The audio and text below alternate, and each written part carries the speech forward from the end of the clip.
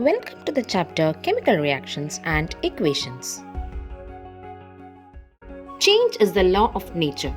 We observe various types of changes around us. We grow into an adult. Fruits get rotten. Water evaporates. Ice cream melts. Iron rusts. Sometimes a glass breaks. We fold paper. Wood on burning becomes ash. Plants prepare their food through photosynthesis. The food gets digested inside our body. What about the properties of the objects before and after these changes? In the above examples, we have seen that in some of the situations, the nature and identity of the initial substance have not changed, or the changes were reversible. Such changes are known as physical changes. Whereas, in some of the above mentioned examples, the chemical properties or the nature and identity of the initial substance have somewhat changed and we got a new product. Such changes are known as chemical changes. Chemical changes, as we know, are changes in which new products with new properties are formed. Chemical properties of the objects change, and these changes are usually irreversible in nature. And basically, every chemical change is a chemical reaction. So, a chemical reaction is a chemical change in which one or more substances gets converted to one or more substances with different physical and chemical properties. Most of the chemical reactions can be identified by the 5 following main signs. The first indication is obviously the change in color, which can be very easily observed by the observer. Rusting of iron, ripening of fruits, aging of leaves are some examples of chemical changes or chemical reactions in which a color change is observed. The next sign of a chemical change is the change in odor. We can easily identify the food that has spoiled or rotten by its bad smell, whereas freshly cooked food will please you by its pleasant aroma. Burning incense stick can give you a nice pleasant smell. That is also an example for a chemical change. Production of vapor or release of gas is the next sign which indicate that a chemical reaction has taken place. Cleaning hacks using baking soda is very popular nowadays. You might have seen when baking soda is mixed with vinegar, bubbles of carbon dioxide gas is released. Certain chemical reactions absorb or release energy in the form of heat, light, and sound. That is another sign which indicates that a chemical reaction has taken place.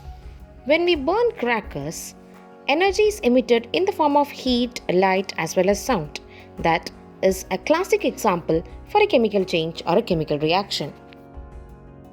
And as discussed, all chemical changes or chemical reactions are irreversible in nature.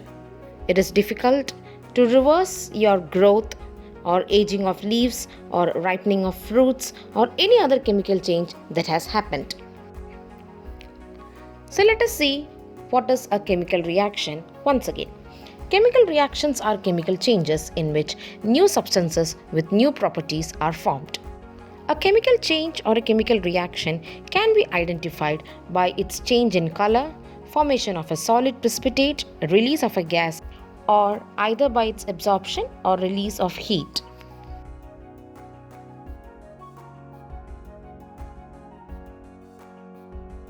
A chemical reaction which can be explained in words and paragraphs can be easily represented by using a chemical equation. Let us see one of the chemical reaction. Carbon burns in presence of oxygen, releasing carbon dioxide. Here, carbon and oxygen are the substances that take part in the chemical reaction, and these substances are called as reactants. Now, carbon and oxygen forms carbon dioxide.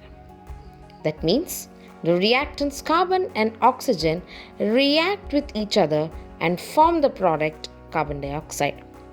So, in short, a chemical reaction is just a process in which reactants react to form a product.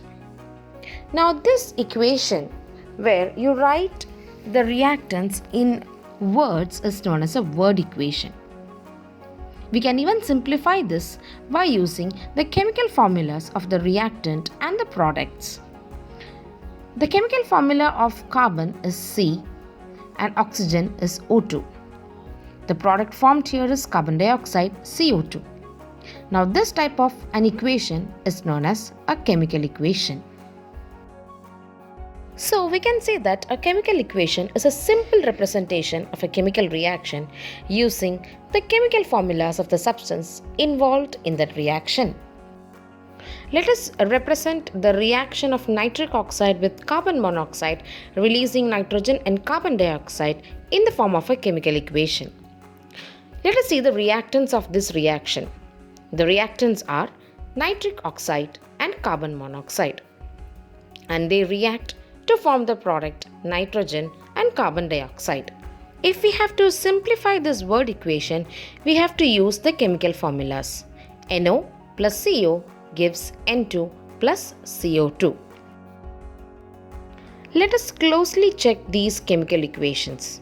The first reaction we discussed was the reaction between carbon and oxygen to form carbon dioxide. Here, in the reactant, you have one atom of carbon and two atoms of oxygen.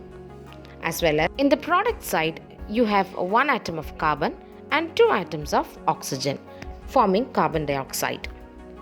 Now let us check the next chemical equation. Nitric oxide plus carbon monoxide giving nitrogen plus carbon dioxide. Here, in the reactant side, you have one atom of nitrogen and one atom of oxygen in nitric oxide, one atom of carbon and one atom of oxygen with carbon forming carbon monoxide. Totally, two atoms of oxygen are present in the reactant side. Let us check the product side. In the product side, we have two atoms of nitrogen, two atoms of oxygen and one atom of carbon. So, where did this one extra nitrogen atom came in the reaction? If you closely look here, in one of the chemical reaction or in the chemical equation, the number of atoms are equal on the reactant and product side. Such a chemical equation is known as balanced chemical equation. Whereas, a chemical equation in which the number of atoms are not same on the reactant and product side is known as an unbalanced chemical equation. Let's summarize. A balanced chemical equation has an equal number of atoms of different elements in the side of the reactants and products. And an unbalanced chemical equation is an equation which has unequal number of atoms of one or more elements in the reaction, either on the reactant side or on the product side. So, in a balanced chemical equation, the mass of the atoms on the reactant and product side are conserved or it is equal, whereas in an unbalanced equation, the masses of the atoms of the reactants or the product side is unequal. Hey wait, why are we considering mass here? Do you remember the law of conservation of mass? Yes, it states that mass can neither be created nor destroyed. That means, in an unbalanced equation, the law of conservation of mass is violated. In order to make it proper, we have to convert the unbalanced equation into a balanced equation, which we will discuss in another video. Hope today's content was easy and simple to understand.